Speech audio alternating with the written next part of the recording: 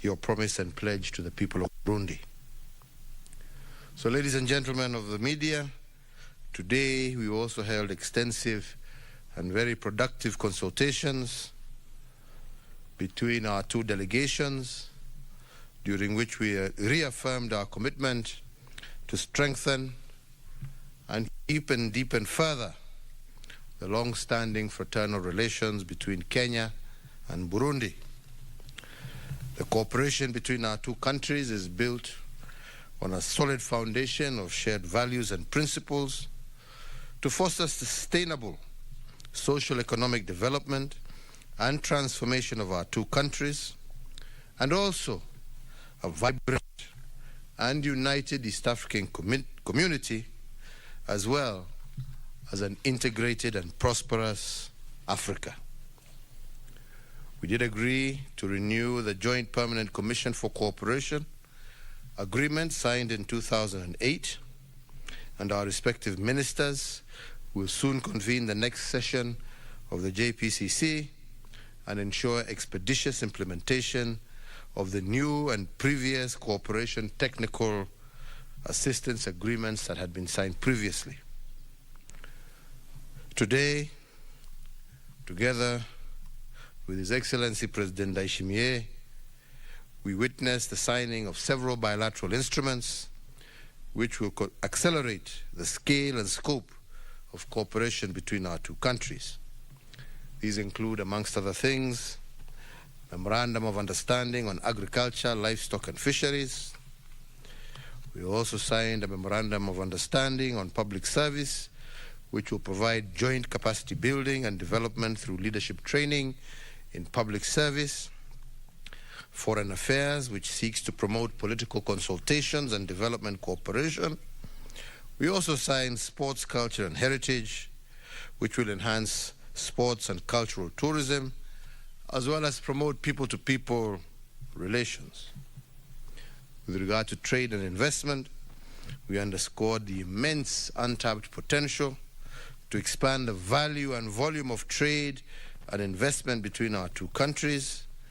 And in this regard, our two ministers responsible for trade and investment were directed to review and address bottlenecks and barriers that are inhibiting the growth of trade and investment between our two countries, including the use of this lake, Victoria, as a means both of transportation and livelihood. Also on education, we agreed to prioritize education in our post-recovery plans. And with regard to regional cooperation, we also exchanged views on development matters in the East African community and reaffirmed our commitment to continue working together in championing East African integration agenda, as well as the African Agenda 2023.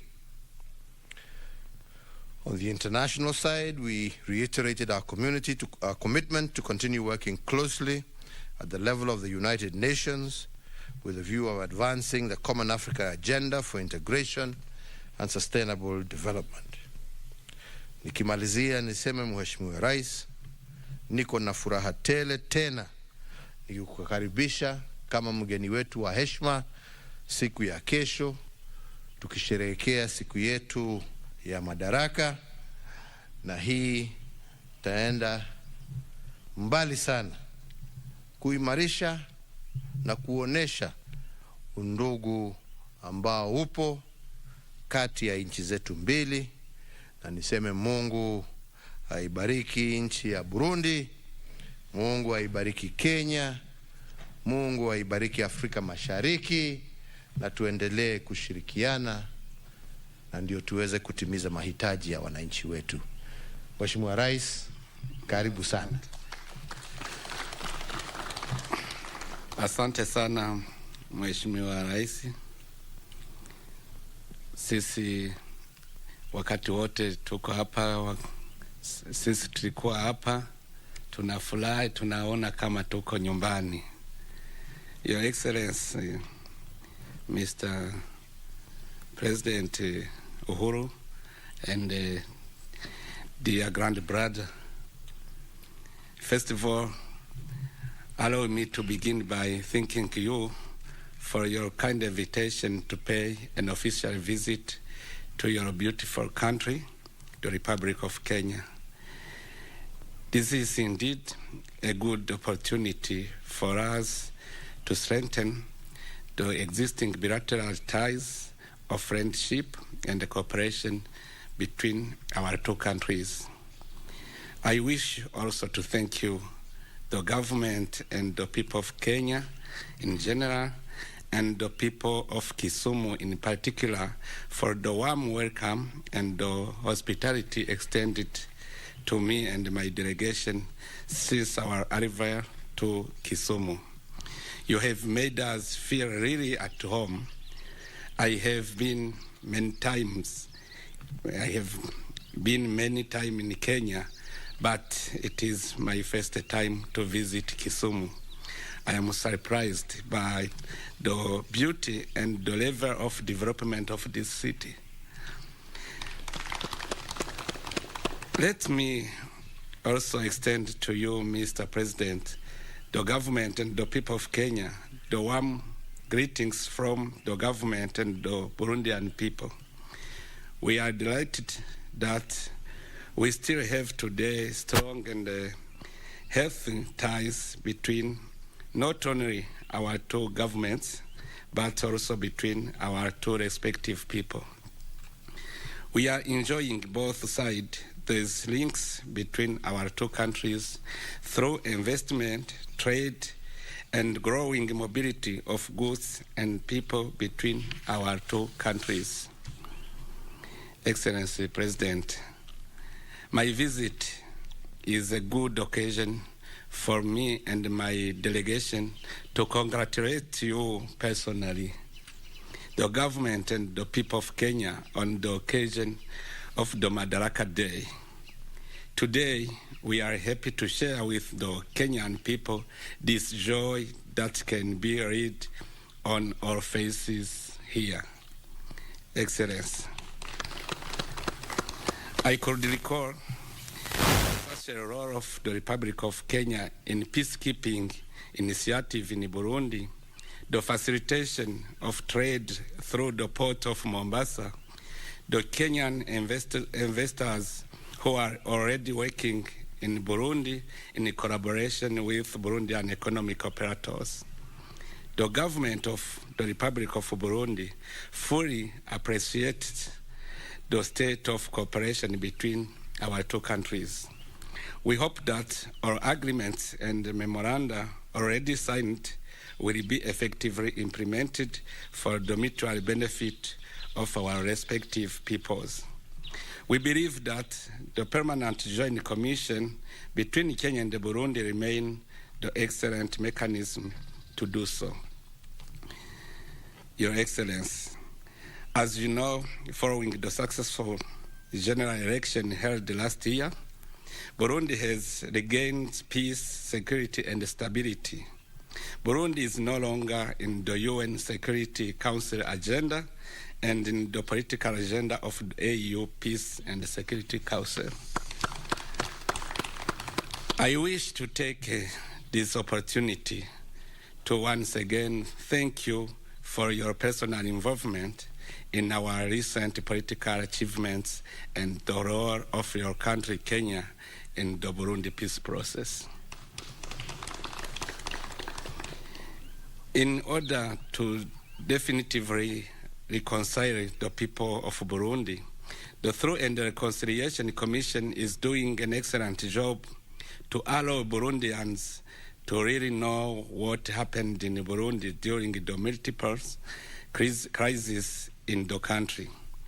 This through that we're seeking today will ensure that what happened in the past does not happen again in our country. On the economic field, today our effort is focused on the socio-economic development of the country in order to improve the well-being of our population through the implementation of the National Development Plan of Burundi. This document is very important to us. it is serving as a reference document for not only Burundians, but also for our international partners. In Burundi, we are committed to improve the business climate in order to attract as much as we can foreign investments. The new investment code is one of the most attractive codes in the continent. For example, the new code grants many advantages to national and foreign investors. The one-stop shop allows the creation of a new company in less than 24 hours. Beyond that, we have fiscal and customs incentive and cheap labor force, etc. The business climate is improving every day as well. In order to closely follow the improvement of the business climate, I recently decided to place the Burundi Investment Promotion Authority under the umbrella of the Presidency. In the same vein, we have placed economic diplomacy in the center of our diplomatic strategy through 4 major pillars, namely foreign investment, trade, technology transfer, as well as the promotion of our infrastructure and tourism. So this visit is a good opportunity to invite Kenyan investors to increase their investments in Burundi. Our country is ready for foreign investment, and we believe that now is the right time to do so. Waiting 2-3 years may be late. Kenyan investors could take advantage of many business opportunities in Burundi in several sectors such as agriculture, infrastructure, services, health, education, energy, mining, transport, tourism, banking, ICT, and others. Excellency, Mr. President, and my dear grandbrother, we welcome the fact that our region is the best integrated region in Africa. But I must say that there is still room for improvement in order to complete the remaining integration steps. With regard to peace and security on the continent, we commend the excellent field work of the African Union mission in Somalia. Kenya and the Burundi troops are together in the ground, and they are doing a great job.